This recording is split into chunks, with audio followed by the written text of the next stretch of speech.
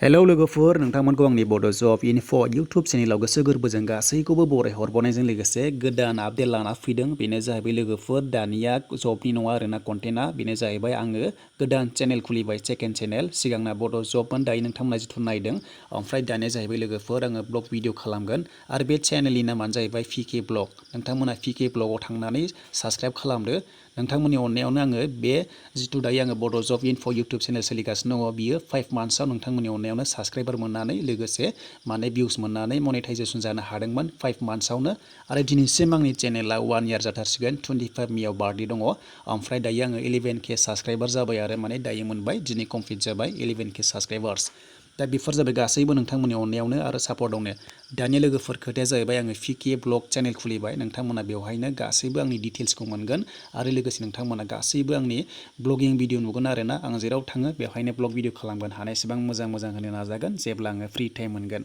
नाथाय लोगोफोर नोंथांमोननो बेहाय साबस्क्राइब नांगौ जादों बा अननाय नांगौ जादों नोंथांमोना साबस्क्राइब खालामदो आरो हानायसेबां शेयार खालाम।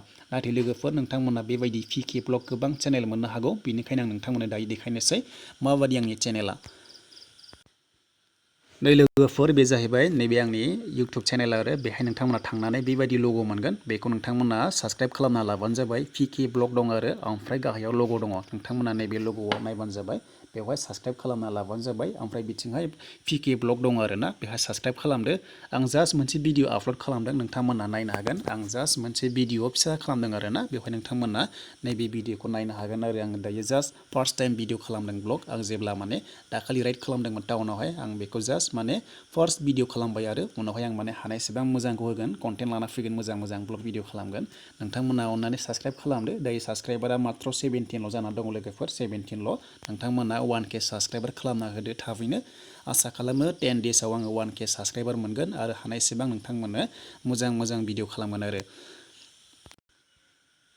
दा लोगोफोर नोंथांमोना हानायसेबां शेयार खालाम आरो लोगोसे आङो बिनि लिंकखौ आङो डिसक्रिपसनाव होबाय नोंथांमोना थांनानै डाइरेक्ट नोंथांमोना लिंकआव हाबनानै साबस्क्राइब खालामबानो जाबाय इउटुबाव थांलायनांला डाइरेक्ट नोंथांमोना साबस्क्राइब खालामनानै नोंथांमोना माने लिंकआव साबस्क्राइब खालामनो हागोन आरो माने इउटुबाव सार्च खालामलायनांला माने बिराद पिके ब्लग दङ ओंखायनो आं नोंथांमोना डाइरेक्ट लिंकखौ होखाबाय गाहायाव नोंथांमोना डिसक्रिपसनाव थांनानै डाइरेक्ट साबस्क्राइब खालामनानै होबानो जाबाय। लोगोफोर आं आसा खालामदों नोंथांमोना 10 डेसनि गेजेरावनो नोंथांमोना माने 1K साबस्क्राइबार खालामना होगोन आरो।